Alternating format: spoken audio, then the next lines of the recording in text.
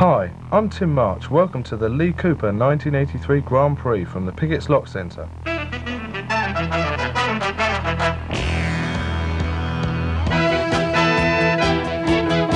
The event was staged over 2 days.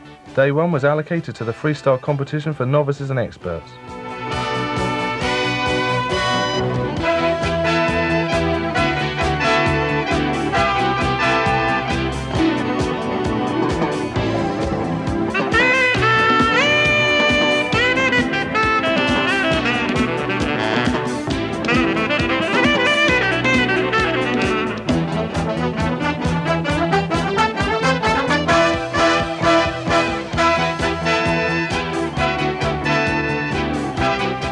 Craig Strong broke the world record for the wheelie, while Andy Ruffle set a new UK bunny hop record. On the second day, the Grand Prix proper.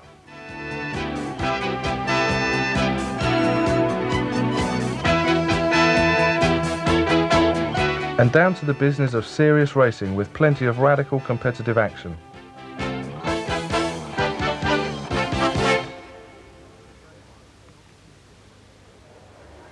The start of day 1, novice and beginner racers were taught the basic racing techniques at a racing training school which was run by Britain's top BMX racers. When a certain standard had been reached, the now more confident riders were taught the finer arts of BMX racing, and a little more time was spent with the individual riders.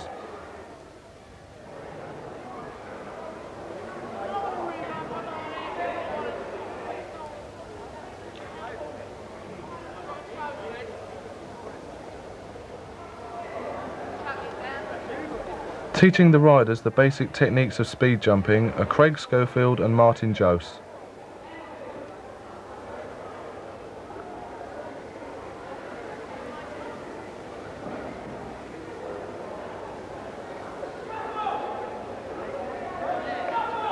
Andy Ruffle also took coaching classes, and as I guess he knows what he's doing here, I'll hand over to him. Andy. Thanks, Tim. Well, my name's Andy Ruffle. What we did here was we divided the kids that turned up on that day into groups of 15, and the various riders took those groups round the BMX track. BMX racing is usually done on the outside tracks, on dirt, with bank turns and dirt jumps, etc. So as you can understand, indoor facilities are a bit different. So what we did was we took the riders round the track, a basic layout of a track, and just told them the basics of the racing procedure.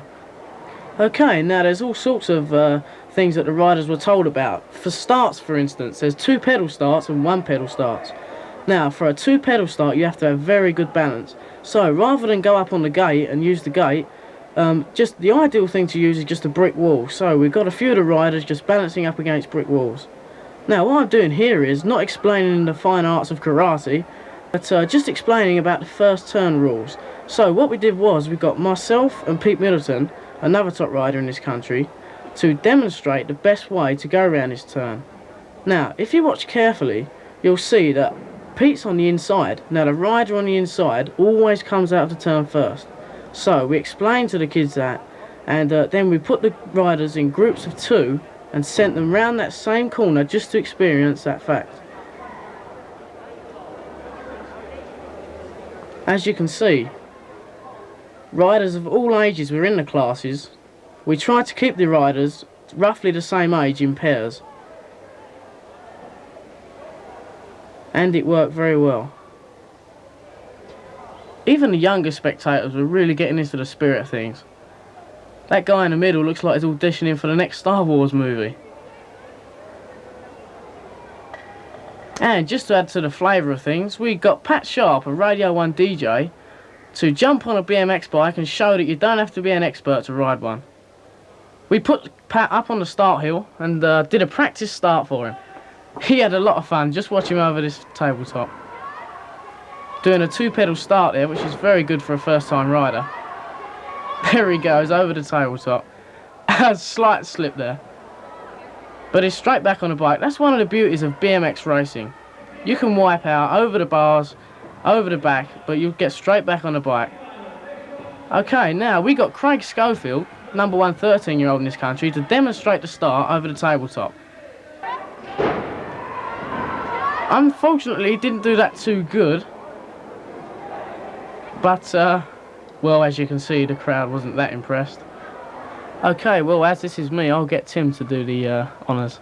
Well, basically, all Andy's doing here is some freestyle flat ground tricks, and although he's making it look very, very easy by just flipping the bike around, doing some 360 turns, which he's just done there, and a few rock walks, which will be just in a minute, kind of end over end.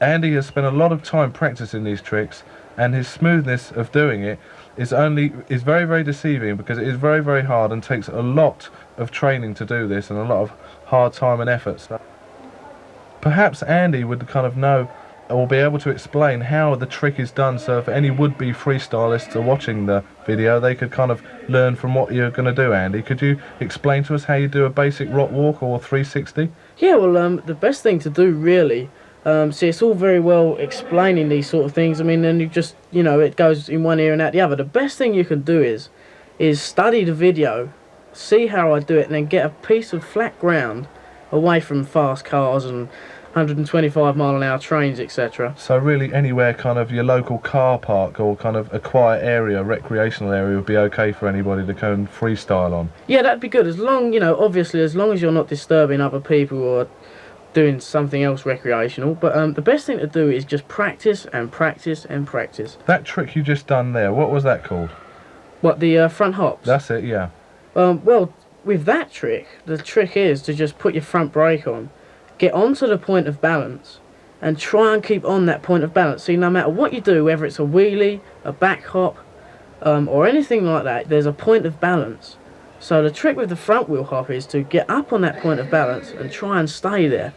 It's very difficult at first because you have to push your weight forward and just stay on that point of balance. Now with the back hops that I'm doing here, you just have to keep your weight back enough just to keep the bike up.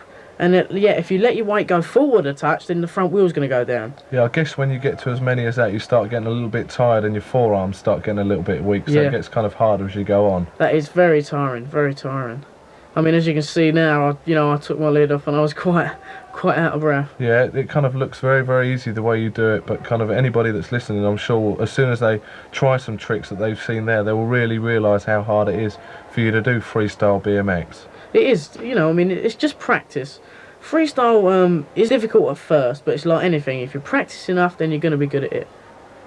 Andy's just said that practice makes perfect, and as I see Pat Sharp lying down there with my helmet, if he practices long enough, he may not get run over by the 3 riders which are just about to jump over him. Yeah, Pat looks a bit nervous there, but you know, I did a test run here just to show Pat what we was going to do, and after that he did survive, so he looks alright now. Yeah, the 3 riders taking a pretty good run through there, just basically showing how light and agile the bikes are and how you can throw them about off the jumps. Yeah. Now this is the difficult bit. Now 3 riders at a time was going over this, and as you can imagine, if you clip handlebars or something in the air, then it could be a bit dodgy. But we made that all right. Yeah, you're taking a couple of runs at this, kind of making it look a bit daring. Yeah. Well, there was quite a few photographers around, so... Yeah, look at Craig just pulling a wheelie there. That's really hard, you know. You have to keep putting the rear brake on so as you don't loop out. Yeah. But there was quite a fair-sized crowd in this arena. You can see them all in the background shouting and screaming as you're jumping over the pan. Oh, he's gone now. I guess aerial 360. Yeah, that is one of the hardest tricks. And Andy, believe it or not, is the only rider I've ever seen do that trick anywhere. Yes, that's quite hard. That takes quite a bit of practice. It's very difficult at first because, as you can imagine, if you sort of get on a bike and launch off a jump and you want to turn 360 degrees in the air, it's quite breathtaking at first. I wiped out quite a few times. A lot of the things with this BMX racing though is kind of having the courage to go for it and knowing that you have got a chance of pulling it off. And as soon as you've pulled the stunt off for the first time, it gives you a lot more confidence to go out and do it again and get it wired. Yeah. I said earlier that the freestylers, that practice makes perfect, which is exactly what's going on here. The freestylers before the competition were allowed a half hour on ground tricks and on the quarter pipe, just getting warmed up and getting the feel of their bikes before the competition. That's right, isn't it, Andy? You kind of need a time to warm up. Yeah, that's very important. I mean, to jump on a BMX bike and try and do all these tricks when you're cold is quite difficult. So a BMXer needs, about half an hour to warm up and get all his coordination right, just to warm up. Yeah, that's right. As you can see kind of in the picture now, there's a quarter pipe. This strongly resembles or was taken out the idea of skate parks, which freestylers often frequent when they kind of come home from school. They jam up to the local skate park and get radical on the vertical concrete up there. Basically what that is just a portable skate park where you can take anywhere you want and you can practice anywhere you want, in your backyard, in your car park, wherever you can kind of dump the thing. And it allows the rider to have a lot of freedom in the evenings when he wants to go out and kind of release his inhibitions of pent-up frustration that he's had at school maybe for a day, or just wants to release any spare energy that he's got. Yeah.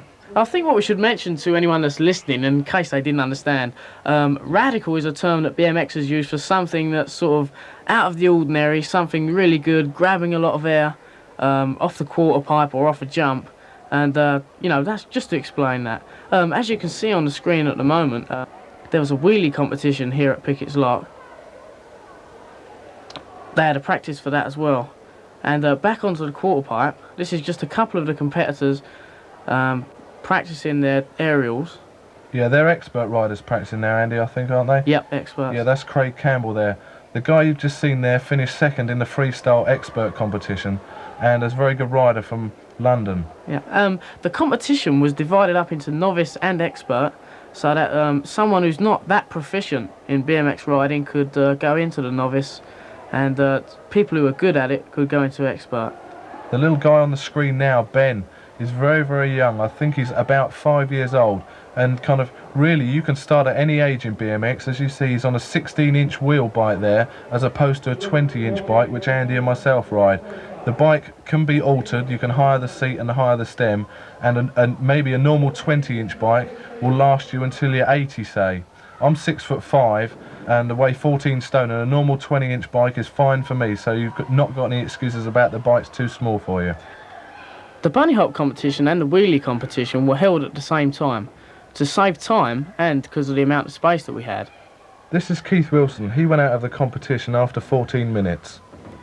In the bunny hop competition, there's two ways you can bunny hop. The most successful way is where you get to the foot of the bar and launch your front wheel over the bar and then flick your back wheel over it. If you study a couple of these riders that are going over the bar, then you'll see what I mean. The bunny hop that the guy did just there was the bunny hop that Andy didn't explain about. What happens is you go along and lift both wheels off the ground at the same time. Unfortunately, you can't get as much height by doing that kind of bunny hop, and the consequences were the guy knocked the bar off. A good shot here of the last two riders in the wheelie competition.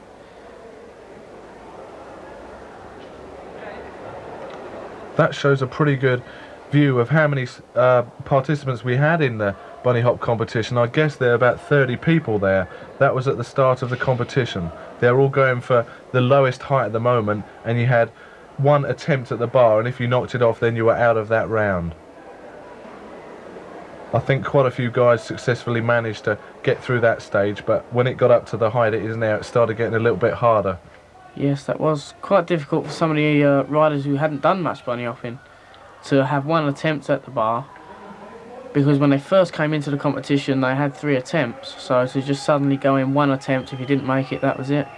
I think that there, Andy, is Steve Clark, who's just gone out of the wheelie competition. Yeah. He must have finished second, and Craig must still be going. Yes, I think Craig is still going. Yeah, he certainly is still going. Craig's been wheeling for so long now, I guess he could have wheelied back to Bournemouth. Yes, because that's where Craig comes from. Yeah, not too far from where I live actually. We go practicing quite often, just wheeling along the prom. One rider there didn't quite make the bunny hop. No, it's getting quite a hard height there. A few of the riders are going to go out of that height. I know it's getting quite difficult for me then. Craig can do quite a few variations on his wheelies. He can spin the bars, comb his hair, take his jumper off. He can do all sorts of things. He can also speak to people doing interviews around the track, like this guy is doing here. He's going so slow that it's like just about walking pace, which made it quite easy for the guy doing the interview. From LBC, not the Brit company, the radio station. I don't know whether that kind of may have put him off the wheelie at all, kind of having someone run round with him. It may have done, it may have not, but he still kept going all the time. As you can see, that bar's getting quite high there. I think that's around 33 inches. As you can see also, the field has thinned out a lot. A lot of the riders, the younger and smaller riders, have gone out, the ones that aren't so capable on their bikes.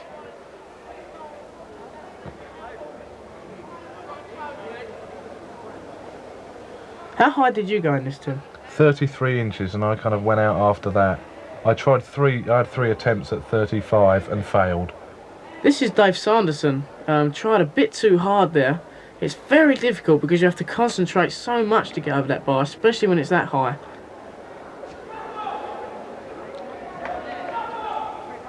Meanwhile, back at the wheelie competition, Craig Strong is really going for it. And he put his front wheel down there. He was wheeling for 1 hour and 16 minutes 43 seconds. It's a bit of a shame he put it down there then, Andy, but never mind, I guess he was pretty tired. It's just been worked out that Craig covered 8 miles during that wheelie, which is a hell of a long way to ride on one wheel. Yes, that's quite an achievement. As you can see, Craig's being congratulated by everyone there. Yeah, a lot of friends around there. Pete Middleton from Mongoose and Chris Young from the Freestyle's just come over to congratulate Craig. I guess he's going to be tied up with all the handshakes and the pats on the back for quite a while now. And at the bunny hop, that was Conrad Buffon, that was. That's me there, just kind of wiping out the bar. I may have been that was on around 33 inches, I think. Which is still very high. Yeah, I hadn't practiced that for quite a while, and if you haven't practiced bunny hopping, it kind of gets to be a bit hard. Yeah, I think there's about 4 or 5 riders in the competition at the moment. There's Chris Young. He's just knocked the bar over, so that would leave now 3 riders in the competition. That guy's just got through. He's one of the remaining 3 left in the competition. He looks pretty pleased about that. I mean, it's a high bar up there, and he's getting a few handshakes there. Andy Ruffles just putting his helmet on now. Andy's just going up for his attempt at the bar. Which just goes to prove with that other rider that just went over the bar that you don't have to be a very tall rider to do well at this bunny hop.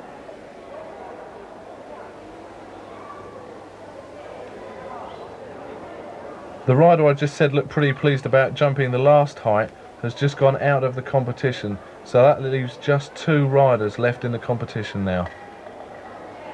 The guy's measuring up the bar with a tape measure to make sure it's all legal. The height there is about 36 inches. They've got judges either side of the bar to make sure that the riders don't impede any rules at all. Basically, the idea of the competition is to just get over the bar. Is that you there, Andy, just going up to the bar now? Yep. Just checking out the height, I suppose, against your bike. Yes, it's very important in the technique of this bunny hop to just make sure that you've got a great idea of exactly how high the bar is so that you can judge it better. Obviously, the going up to the bar must have worked because you cleared that pretty convincingly. Yes, that was quite a good jump. I was pleased with that.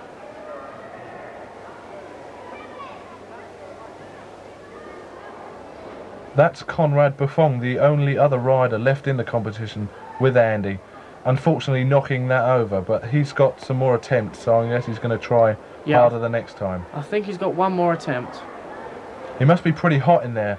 He's just taken his jersey off. Maybe he's kind of psyching himself out to make himself a little bit lighter. Yeah.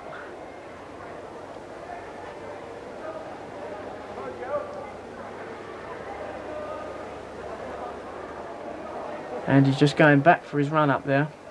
Most riders in this competition just spend about a minute psyching themselves up before they do the jump, just to get their thoughts together.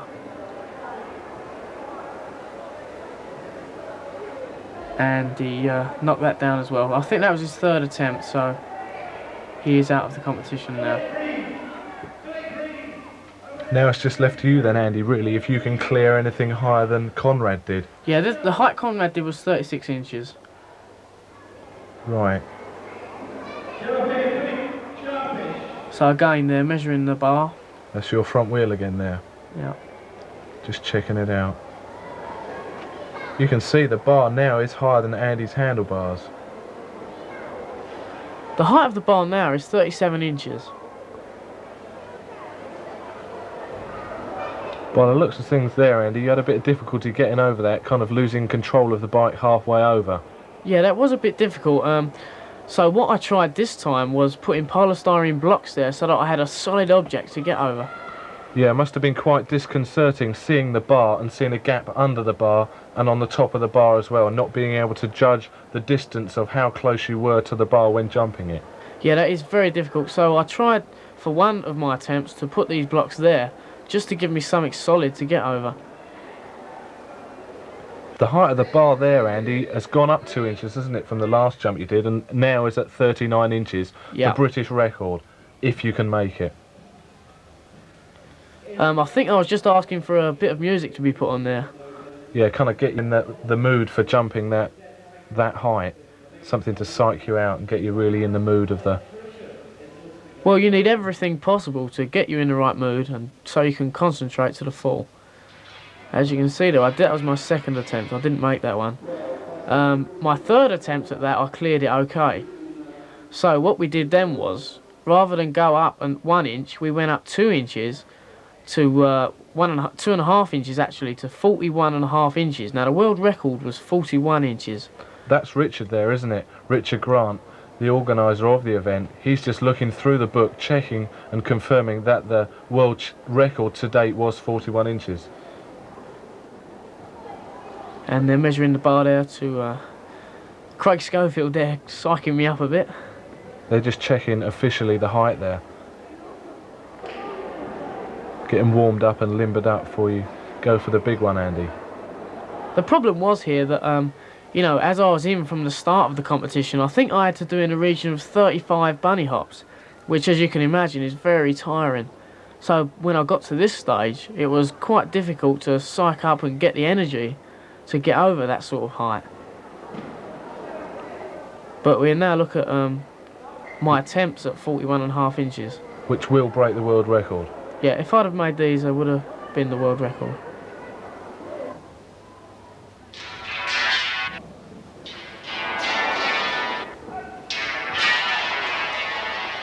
Unfortunately, you didn't break the world record, Andy, there, but you did break the British record of 39 inches. Well, I was quite tired there, but I was very pleased with my jump.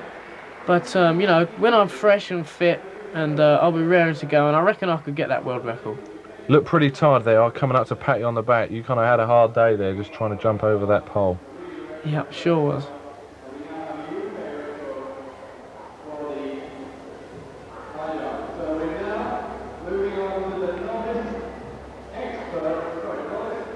Anyway, here's on to the freestyle competition, which basically consists of two classes, novice and expert. And the term freestyle means a form of self-expression which can be released on a BMX bike. Tricks such as wheelies, bunny hops, 540s, rollbacks, 360-degree turns, kick turns, hopbacks and front wheel pogos are some of the things which can be done on a flat freestyle surface. But also ramp riding is included in freestyle competition, and aerial madness such as tabletops, cross-ups, one-hander aerials and helicopters are some of the explosive stunts that a BMX rider can do. There are 3 judges and riders are scored on individual style, smoothness of execution and tidiness of routine. These things are judged also with a certain amount of compulsory tricks. On the screen at the moment is Wayne Llewellyn just doing a rollback there, and he went into a rollback 180. Andy's kind of more genned up on the trick scene than I am, so I'll let him take over for a while. Yeah, okay, as you said, he did a rollback 180 there. That was a 180-degree spin. Now, what he should have done was 180 there and rolled back and still kept his feet on the pedals. But as I said, with practice, that can be mastered. Yeah, the judges now are looking for Wayne to not put his foot down. They want to have a routine which looks fluid and continuous, as if he's making it look very, very easy.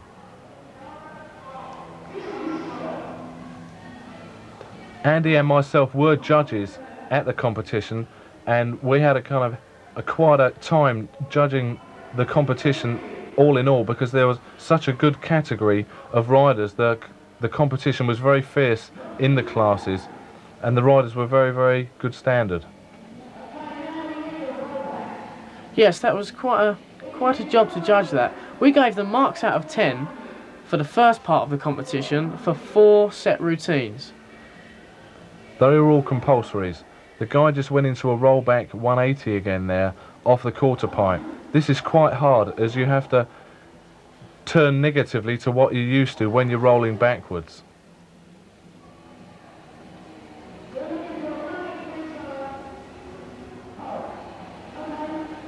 If you watch a few of the riders that are coming on now, you can get a rough idea of the sort of tricks that you can try at home on a flat piece of ground. And if you study the riders, how they do it, you can watch by their mistakes and learn for yourself. So if you just study a few of the riders and try and learn something.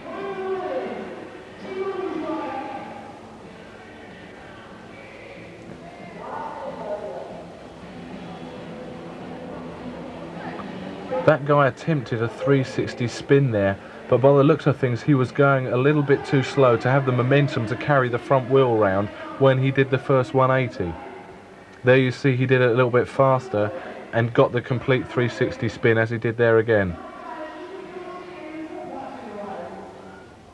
Well, I must say that I was quite impressed with the standard of these riders, and I think you'll agree with me, Tim, some of the things I was doing were quite advanced. Yeah, that's right, Andy. He's just going to do a curb endo now, and he's gone over the bars for the simple fact that he didn't lock his arms out when he had the bike on the balance point, so it overbalanced and went backwards. Yeah, that's quite a problem when you're doing curb endos for the first time. It takes quite a bit of practice. Now he's going to have another go at it, so let's see if he... You see, he didn't lock his left arm out then, so it tended to make the rear of the bike go out to the left as well. Maybe you'll bear with me on this, Andy, that there is a difference between the expert and novice riders, and the experts are a lot smoother in their approach and routine than the novices. Yes, you know, the winning combination for a freestyle event is to do everything very smoothly and to make the tricks that you do. It's all very well doing tricks and sort of taking one foot off here and there, but if you can actually perfect the tricks that you're doing and make it look smooth and flowing, then you've got a much better chance of winning a competition like this. Yeah, the routine this guy is doing could be tidied up a lot, but obviously he's going to do that within time, and he'll go home and practice wherever, and he'll get it right eventually. He tried to do a 360 there again and didn't have enough speed, as I said earlier, to carry the front wheel round for the last 180. Yeah. And as you can see, one of the riders is down there. This is a very young rider. Actually, Andy, it's a girl. Aha. Do you remember that girl? When we were judging, we had a girl racing who's only 5, and she entered the freestyle under novice, obviously, and she was doing some wheelies for us. Which, yeah, I was very impressed with, because, you know, for a girl of 5 years old to get on a BMX bike and try and do some wheelies there, and she did well as well. Yeah. The sport is not only for kind of boys, girls do it as well, it's just as popular. And it's for all ages as well. She gets a bit of condolence from her mum there for kind of going for it in the freestyle competition. And the organiser of the event there just doing a bit on the microphone. We're on to the experts now, Andy. As you can see, what I said basically on the point earlier is that they're a lot smoother. That guy did a very nice rollback 180 there. Maybe you could kind of vary on the stuff that he's doing, Andy, and explain to what's kind of going on at the moment. Yeah, well, in the competition, the experts had to do a couple of compulsory moves. That was a 360-degree turn, a couple of aerials on the quarter pipe, and a series of rollbacks. Once the rider had finished his routine, it was on with the next rider, and away we go. Guy starts off with a rollback, which was on the list of first compulsories. He does a rollback 180 there.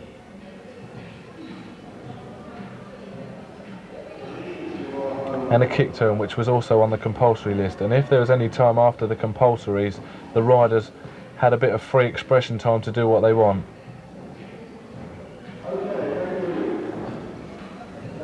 And after this section of the competition, they had a minute in which to do whatever they wanted using the quarter pipe and the trick ramp. And the judges judged on smoothness and individuality in the tricks.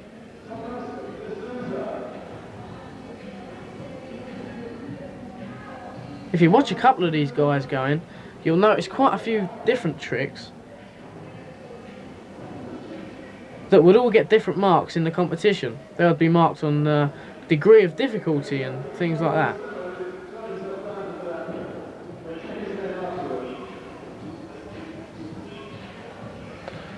We're now on the minute you have to do what you wanted on the floor.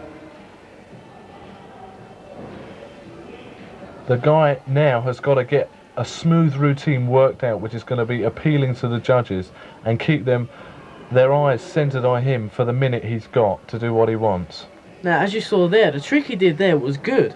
It was a very hard trick, but he put his foot down as he brought the bike down, so obviously he would lose marks for that. But he's now onto a few aerials on the quarter pipe, which he has made very nice. He would get quite a lot of points for that.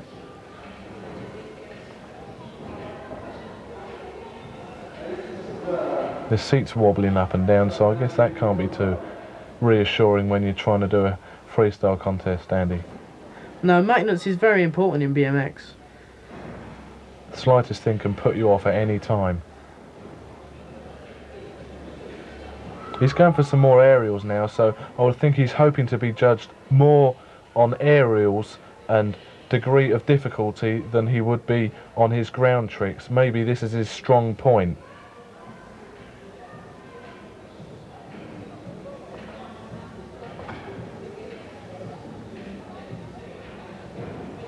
And as you can see there, he tried one trick, didn't make that, so he went straight into another trick.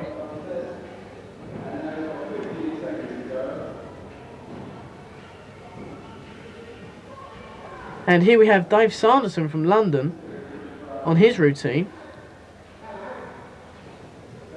He mucked up a little bit there, but I guess that may be pre-race nerves kind of thing, is so to say.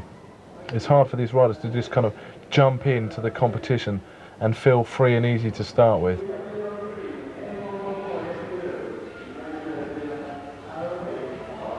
Now obviously Dave's losing points there because he's putting his feet down on most of the tricks that he's doing.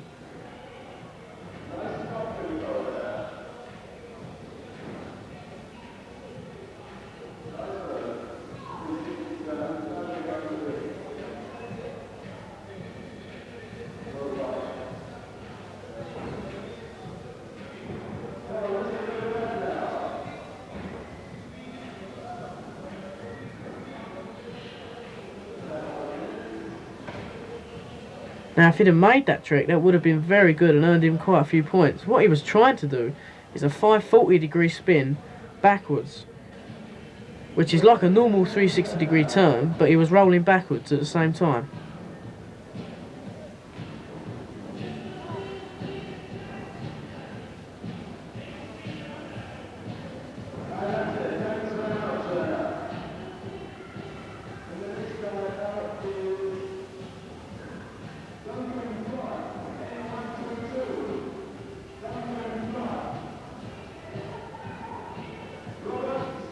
That was a very good rollback there he did, Andy. He had the front wheel right at the top of that quarter pipe. That is nearly vertical up there, so he had to have his body positioned just right to pull that off. Yeah, I was quite impressed with that. That was very good. Neil Stevens here, he's doing some very good tricks. I think you'll be impressed. Neil practices at the local skate park where I live, and a lot of his tricks are very original. Unfortunately, he's not really got them polished at the moment. As you see there, he went into that ramp, probably forgetting that it was there. Yeah, I think nerves affects quite a big portion of the routine, because you sort of get halfway through the routine and forget what you was going to do next, because before you go on you have a plan in your mind what you was going to do, but as soon as you get out there, you just forget what you're going to do. So it's very, it's very... Yeah, you think you've got about 2, maybe 3,000 people watching you. It can get to you after a while. Yeah. But Neil's doing very well here. I mean, he's doing back hops there, which are very difficult. He does. That's a rock walk, isn't it, Andy? Yeah, rock walk 180. Does a very simple kick turn there, but makes it look very, very smooth. Now this is Chris Young from London. Chris won the last freestyle competition that was held. That was down at Harrow Skate Park. He did very well there with a very impressive show of aerials and 360-degree turns. I think he was a judge at that competition, wasn't he? Yeah, that's right, Andy. There were quite a lot of people at that competition, mainly being judged in the skate park itself, where there were bowls and swimming pools which had to be ridden in. There weren't so many flat freestyle tricks to be done there. But Chris is doing very well here, with back hops there. Done quite a distance there as well. That's very impressive. I should think he got some good points for that. Yeah, turned the bars at the end as well, hoping for an extra point from the judges maybe. That was a very good kick turn on that ramp. If you imagine that ramp, it's very steep at the top, it's vertical at the top, and a very good 540 rollback from Chris there. That is a very hard trick. Almost gets hung up then on the top of the ramp. Yeah, that's one of the perils of riding the quarter pipe. This rider is John McInnes, who practices regularly with Neil also up at the skate park, and the originality of Neil's tricks have brushed off onto him also. There he flashes the V sign, hoping that the judges are going to notice that, maybe for an extra point from them. And like Neil, he didn't realise that those cones was in the way, which is quite a problem when you've got a set space to do these tricks in. But he's making the best of it there and putting on quite a good show. He does a rock walk 180 there.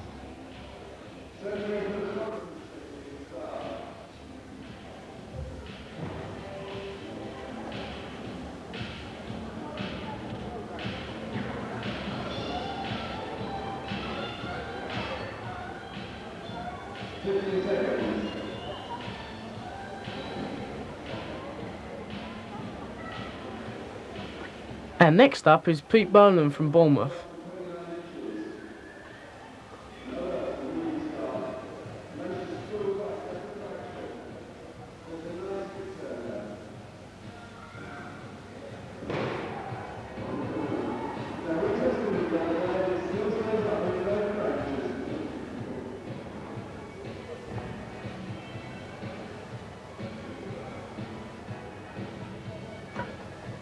That's Steve Gilly, another rider from London, and there is a lot of talent in London. And Steve's only 13 years old, so it just shows that there are some very young riders around who are good at tricks. Why do you think it is, Andy, that there is a lot of talent in London? I'm not really sure. There's probably just a lot of good riders in London. I think that's all there is to it, really. You don't think it's anything to do with their backgrounds or the way their sports that they do at school or anything? Well, not really. Not really. I mean, there's not that much good ground to ride a BMX on in London. But, they're just good riders.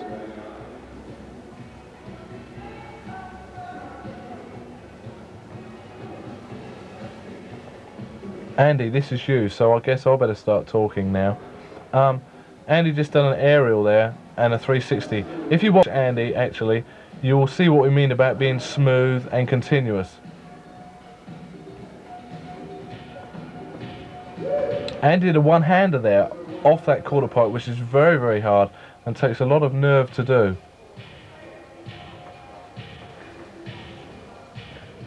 As you can see, he's also going a lot faster than the other riders, but also makes the tricks he's doing look very, very easy.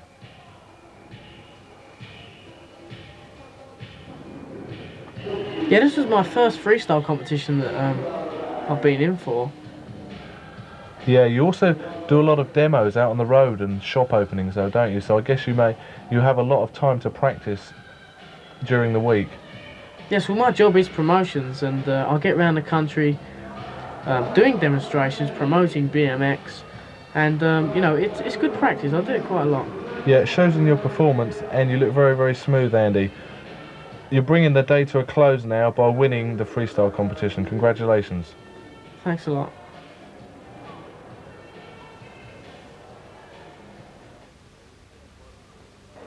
Racing the second day was headed by the novices and followed by the experts.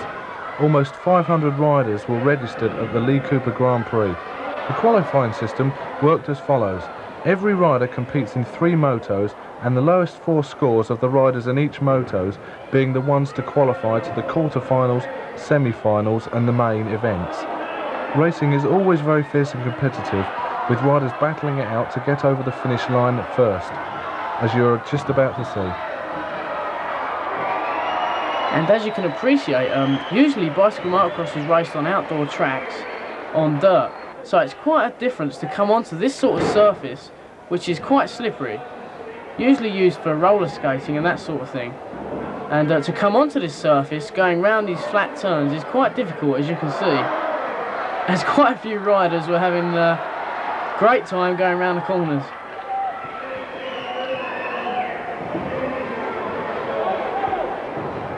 Which was very entertaining for the crowd.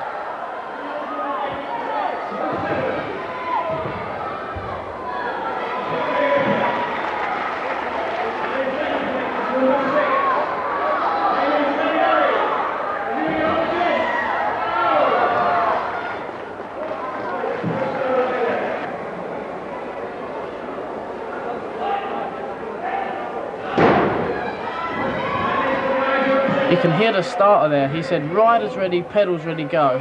That's the same throughout BMX. In no matter what country you're in, it's always the same. Always the same starting system.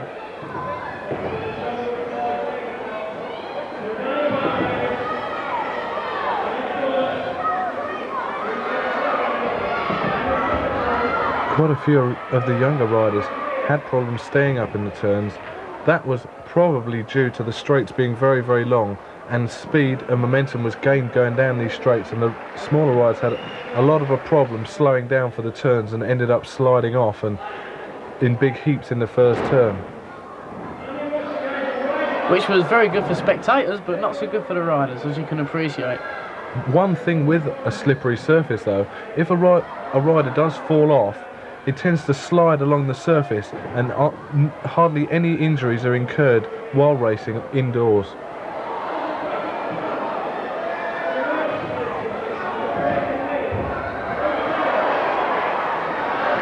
Around the track there are certain obstacles riders have to get over. What they're going over now is called a speed jump. The aim of that really is to, if you can, pedal over the whole thing by compressing your body and tucking up over it. Some riders have got the technique and others haven't. The first turn was very, very slippery there. Obviously because you're going into it so fast and you have to turn at such a tight angle, a lot of the riders' wheels were slipping out in the turns.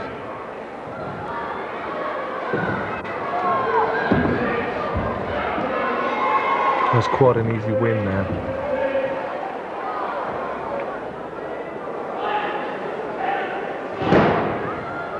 If anyone's watching bicycle motocross for the first time, I think they'll be quite surprised at the speed that these riders go, especially the younger riders. And it really is very spectacular to watch.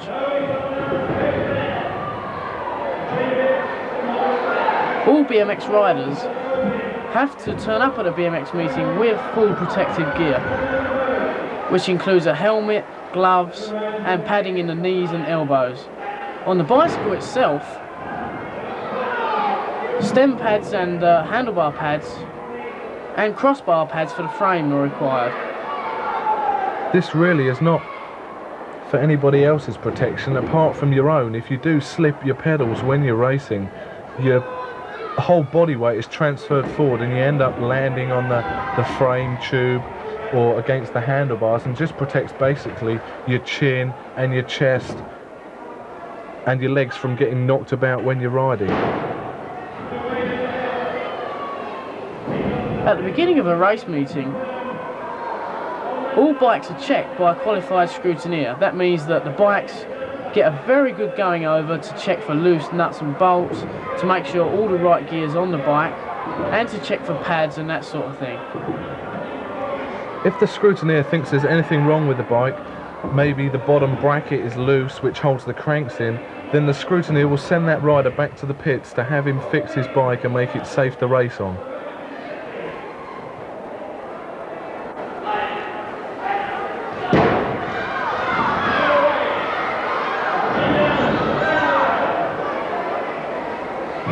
BMX racing caters for a large area of age groups.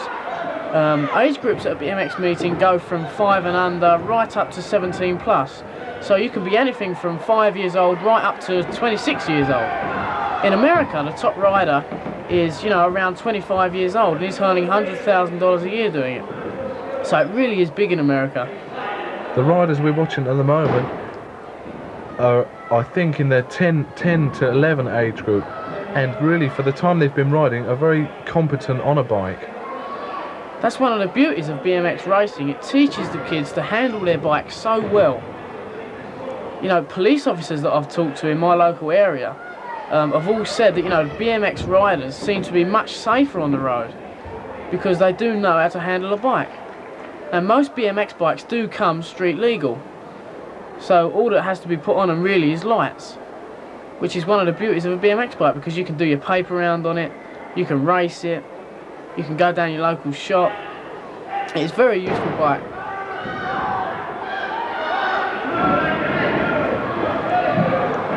Riders just then went over the first speed jump.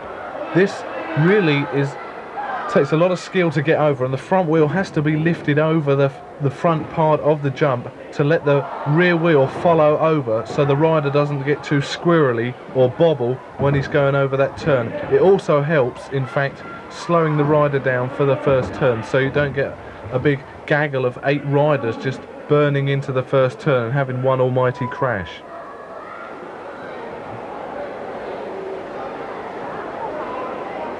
The track here was about, on an average, 22 seconds long, and tracks can range from 20 seconds to 45 seconds long, depending on what kind of space is available at the time.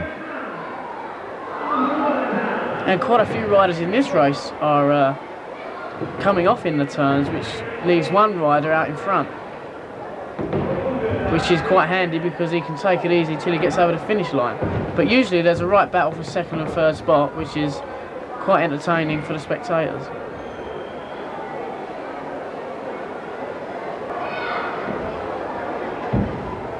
As the riders come across the finish line, they're sent out round the back of the track, so not to get into way of the other riders coming round the track.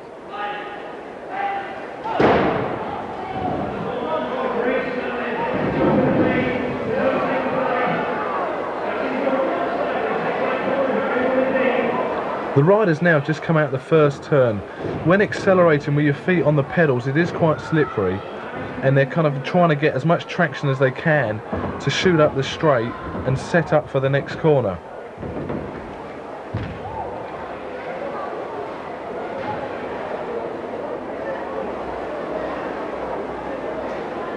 Special care has to be taken in the turns.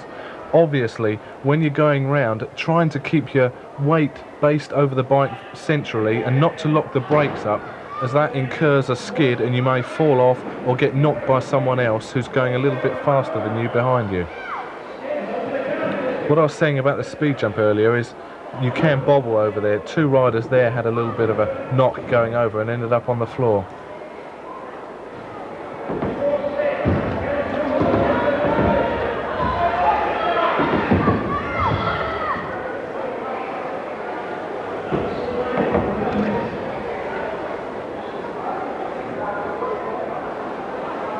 You saw there the lap scorers. What happens is as soon as the riders come across the line, there are a team of workers who take down the numbers of the riders and transfer them instantly to the race organiser, who then puts them in prospective motos if they have qualified out of the transfer system.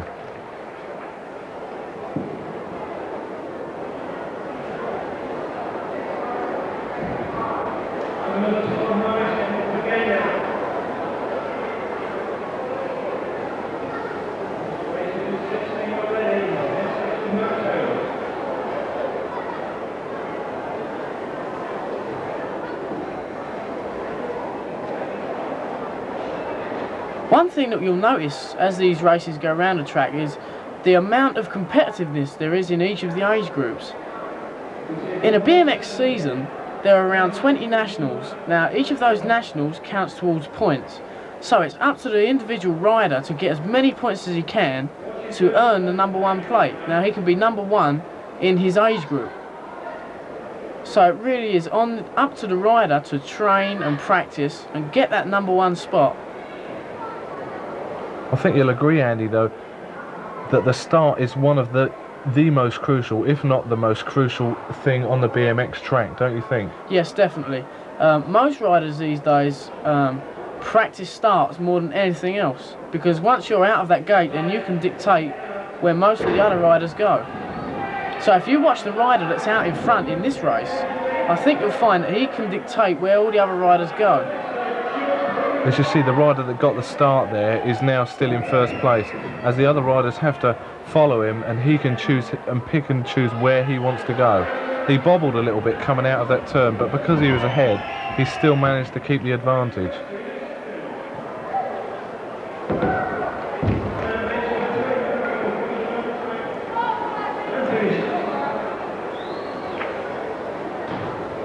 I wonder if that is James Bond underneath that helmet. He had 007 on his number plate there. In BMX in this country, there is a governing body, and when you join the governing body, you automatically get a number. Now, after you've raced a full season, and you say you're in the top 10 of your age group, then you can put that number on the front of your number plate. So if you came 7th in your age group, then you can ride with #7 on your number plate. I think the race now, Andy, may be a tie break for two kids that have drawn on points to be the one that decides who goes through to the next qualifying slot. Yes.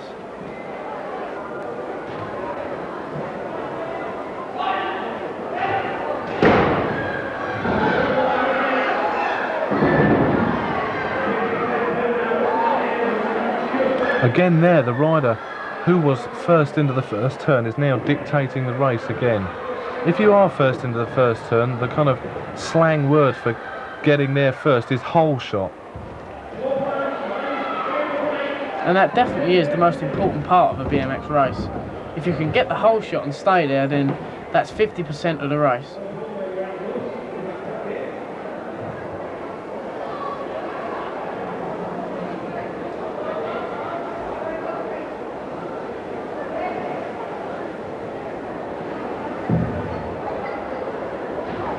Those riders was waiting there to be told that their numbers had been taken and they can go, because if all the riders go across the line and one of the finish line judges hadn't quite got their number, then the rider could go and then there'd be quite a big mess up, as it were.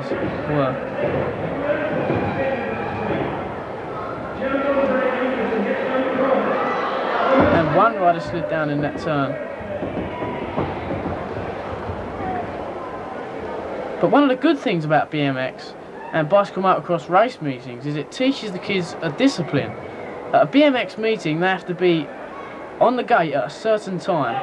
Everything is done involves discipline. So it really does teach the kids to do what they're told and to enjoy being with other people.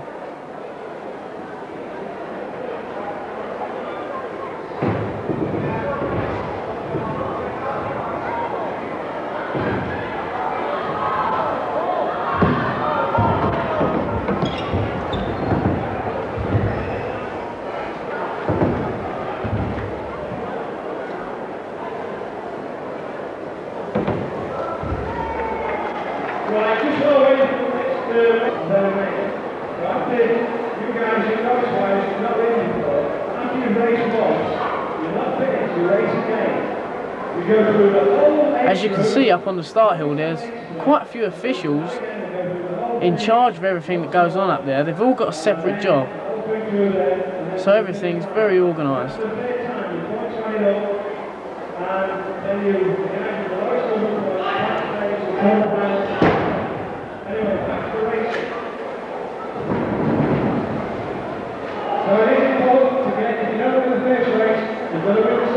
And there again, one rider came off his bike quite heavily there, but he's straight back on his bike and back in the race. Because you never know what's going to happen with the guys in the front. As you saw there, the leader slipped off there, so that guy who came off first of all has got a chance of moving up one place. Just because you're in the lead and you may have a comfortable margin of a lead doesn't mean you can slack off when you're racing, because the race isn't over until you cross the finish line. There are a lot of things can happen. You could have something go wrong with your bike, or someone come from behind and do a banzai crash into you, and they take you both off in one turn. So it's always best to ride to your full capabilities until you cross that finish line in first place.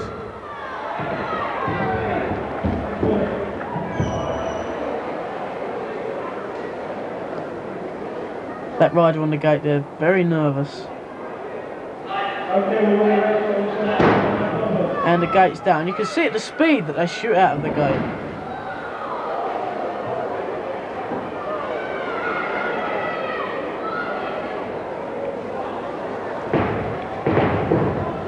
This rider we're looking at now has quite a comfortable lead, but still he's not left any room for error, so he's got to concentrate very hard on keeping his first place.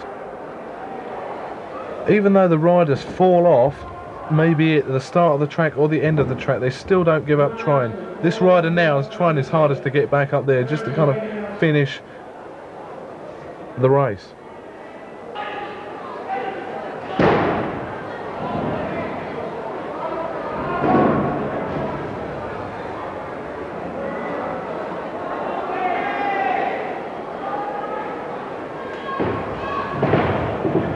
I would advise anyone that's going into BMX racing to go to a few meetings just to get the experience, because there's no way any rider can go to a BMX meeting and expect to win if he hasn't ridden before.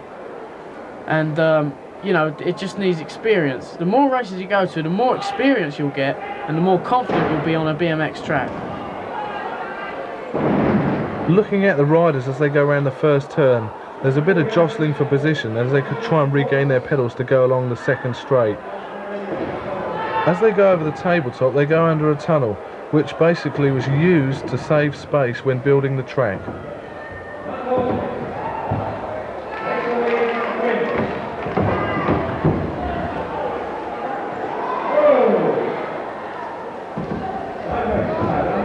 At any BMX meeting, there'll always be a first aid post nearby.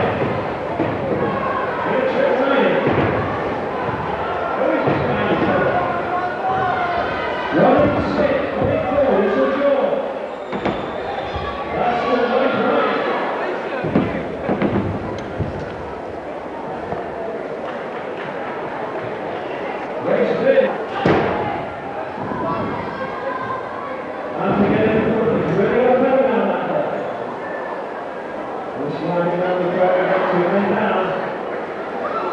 Okay, we've got another view of the tabletop there, and the guy that just took it did compress his body as he went over there, which enabled both his wheels to stay on the ground for him to keep pedaling when he was going over the jump.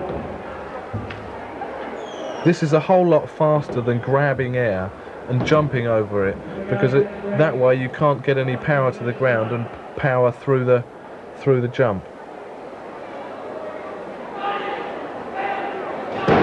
Yeah, that's a good point. In other words, if your wheels are not on the ground, then you're losing speed.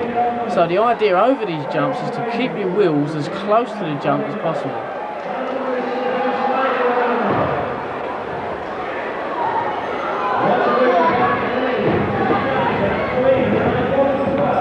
That guy there got some air over that jump, and it probably cost him a bit of time, as he could have pedalled over it if he really would have tried. Yes, I think one thing you'll notice, if you look at all the BMX bikes that are going around this track, and one guy's fell off and looks like he's hurt himself there, but he should be alright. And there you go, he's walking away there. So, one thing that most riders do between motos is take their bikes into the pit area and adjust the chain, make sure every nut and bolt is tight, so that the next moto they're not going to have no trouble with their bikes. Yeah, it would be such a good idea, Andy, would it really, if you kind of forgot to tighten your chain up and the chain slipped in the main when you're in the lead. What I was going to say before is, if you look at all the bikes going around this BMX track, you'll see that most of them are different. There's around 50 different kinds of BMX bike, makes of BMX bike that you can buy, but you don't have to buy a complete bike. There's a complete list of accessories that you can buy, so you can choose a frame, wheels, handlebars. They could be all different, but they'll all fit together just the same, so you can make up a bike out of any spares that you like. I said earlier about the surface being slippery then. That guy could have had a pretty nasty crash, but because the surface was so slidey, he just slid along and just jumped back on his bike straight away.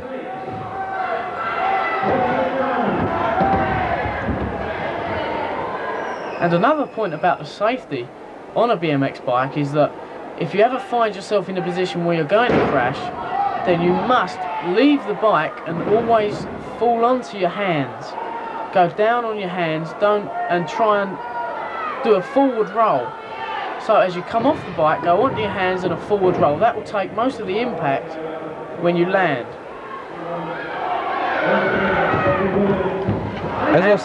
As I said earlier, that guy was in the lead but hadn't finished the race. He may have been taken a little bit easier and tended to kind of bobble a little bit as he went over that last speed jump, and it didn't pay off because he went from first to last in that race in the matter of about a second. And he wasn't too happy about that. But there's always the next race, so you can bet he'll go for it twice as much in the next race.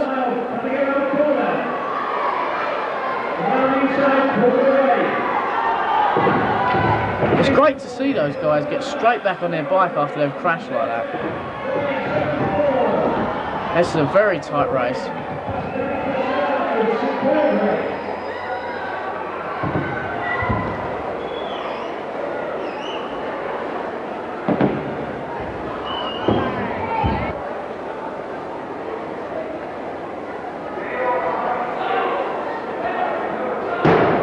Now we're starting the expert races, and they start from the smallest up as well. And look at that little guy at the back. That guy instantly, as soon as he fell off, he looked behind him, just simply for the fact that if there's anybody coming towards him, he could have dived out the way so that that guy didn't hit him. He's taken it really careful round that turn there. It's better to be safe than kind of go in a little bit faster than you think you can handle, because there's always that element that you may fall off. And when you're in the lead, you can dictate what line everybody else uses. So if you want to go a little bit slower through the turn, everybody has to follow you at the same speed you're going. It's really great to see young riders like that really going for it on this type of track. And at any BMX meeting, you know, the young riders that do attend and actually go in for the racing is quite amazing.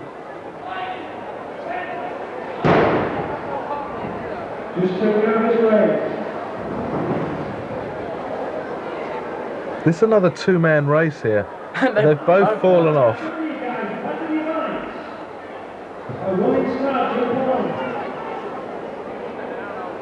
They don't give up trying though. As soon as they're off, they're kind of straight back on the bikes and jam round the track again.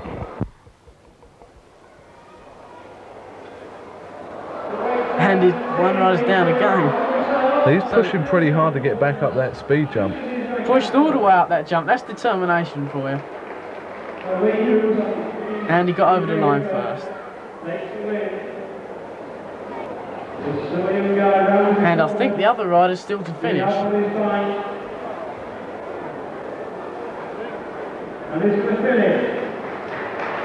And here he comes. You can hear the crowd applauding. That's no mean feat. He just does a quick prod as he goes over that jump just to make sure he gets over it.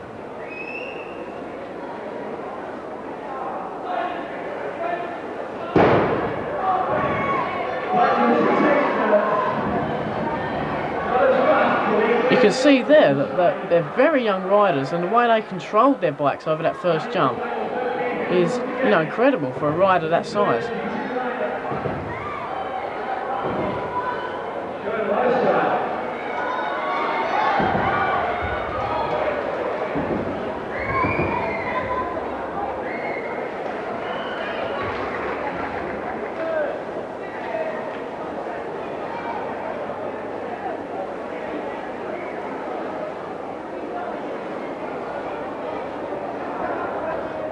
On the gate now are the 14-year-old experts. Very exciting racing. Out in the front in the moment is Terry Lloyd. Round that turn, Martin Jose just coming in for second there. Under the tunnel, got quite a lead. The leader then just had a look back to see how far the competition was behind. But there's a right battle for second place. Martin Jose just gets that. The racing really does get quite spectacular when you get into the older age groups. This is the 15-year-old expert final.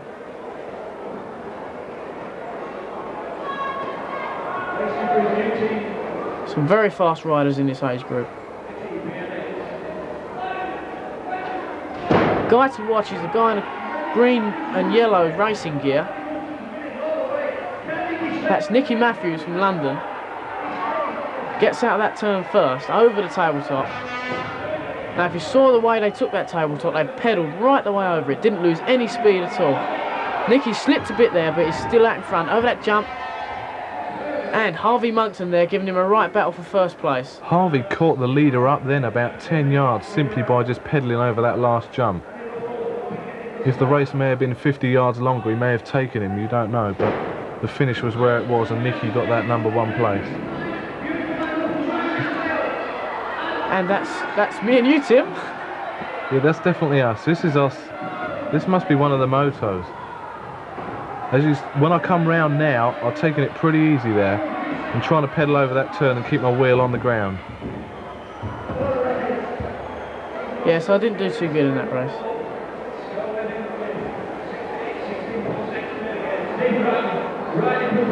But with 3 motos, if you don't do any good in one of them, then you've got the next 2 to really go for it. We're still on the 16 experts now.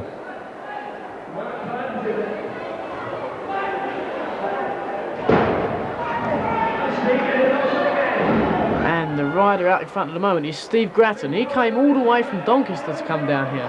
John Lee, who lives in Chorley, is leading at the moment, and he's kind of got Steve Grattan on his tail. Took that turn very cautiously there. John still keeps his lead. Steve Grattan coming in second.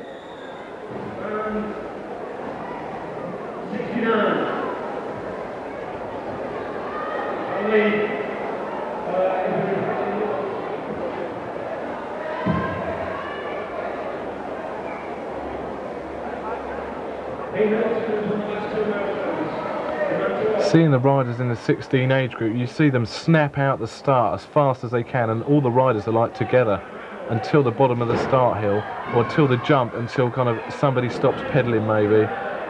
It's just who gets to the first turn is dependent on who pedals the longest along the straight.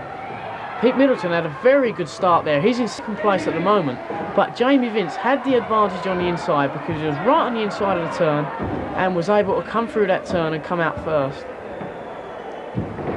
Despite a few slip-ups there, Pete managed to hold on to second. That's a very important point, actually. You must aim for the inside of a turn. If you're on the outside, then a rider can come on the inside of you where there's less ground to cover. We're watching now the junior girls group.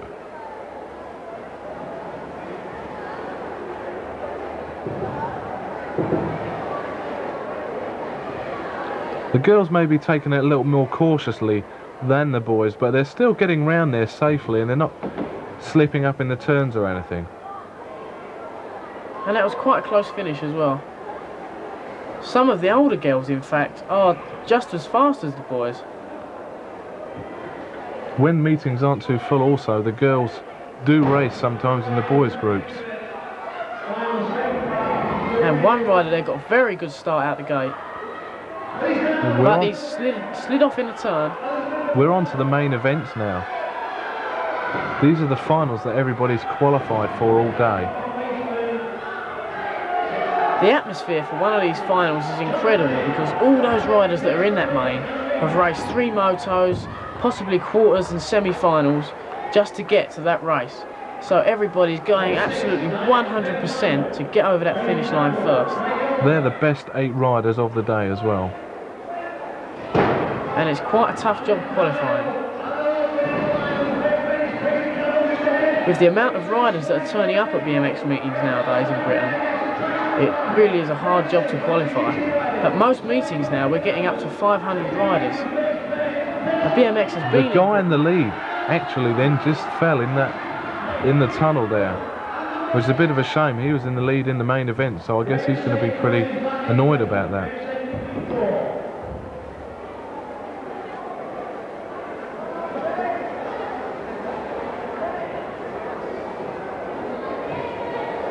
There he is there. Dad's condoling him. And back to the racing. And this is the 11-year-olds final. Steve Gilly out in front there at the moment, also from London. We saw him earlier in the freestyle competitions.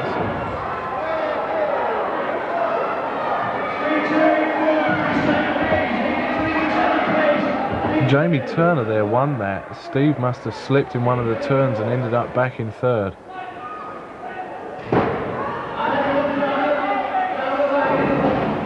And this is the 14 expert main event.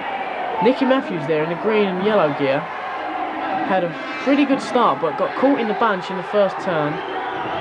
And this is Jeremy Vince in second place, and Nicky Matthews did an excellent manoeuvre there to take the lead. Now he's kept his lead over that jump, and it's Jeremy Vince in second, Martin Jost just coming in for third spot.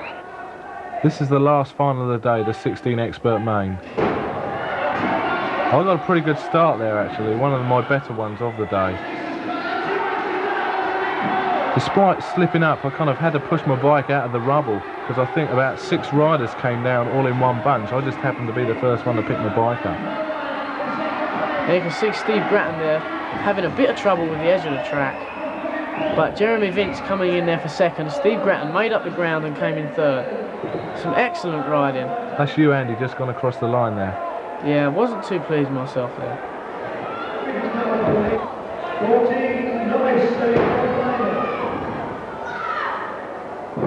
We're down to novice finals now, and this is the 14s. Racing's just as fierce though, like those 2 guys in front are really going for it. The one on the outside's just kind of had the edge and the speed to go past the leader there.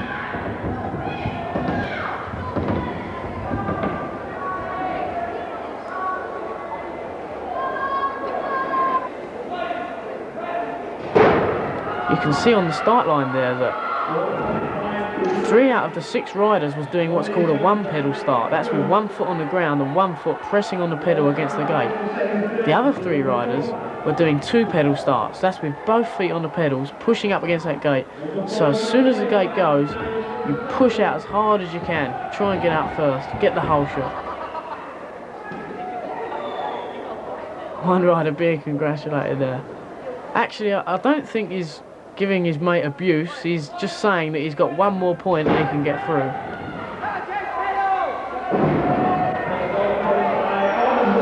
A couple of riders down there, which bring all the others down. But they're straight back on their bikes, going after that rider who's in front. Two riders having a battle around that turn. If you notice the rider in front there, cut across the rider who is in second. And nearly smashed the cameraman there. But the cameraman survived.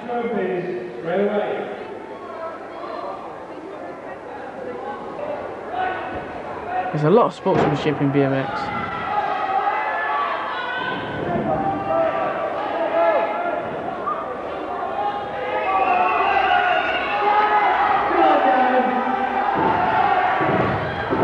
One rider pedalled over that tabletop. That was an excellent illustration of pedalling over that jump. The rider on the inside didn't pedal over it, so the rider on the outside pedalled right over that jump and got himself a 2-foot lead just by doing that. That's how important it is to ride over these jumps and not lose any time at all.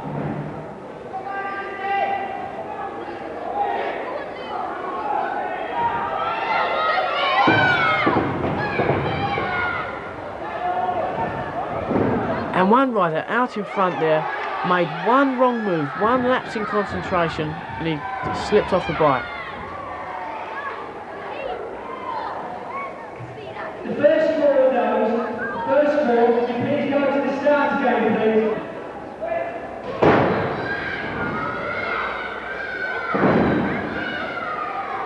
Now we're coming to the end of the meeting now. Still on the novice main finals. That guy just slid slightly, so he put his foot down there just to steady himself when he was going around that corner, just checking that he wasn't going to slide off. We've got a full lineup here. All those riders jam out there now. That guy's got a pretty good hole shot there, so he's going to dictate to the other riders where they're all going to go. Now if you saw that, the way that rider crashed there, he's straight back on his bike, so bicycle motocross is not very dangerous.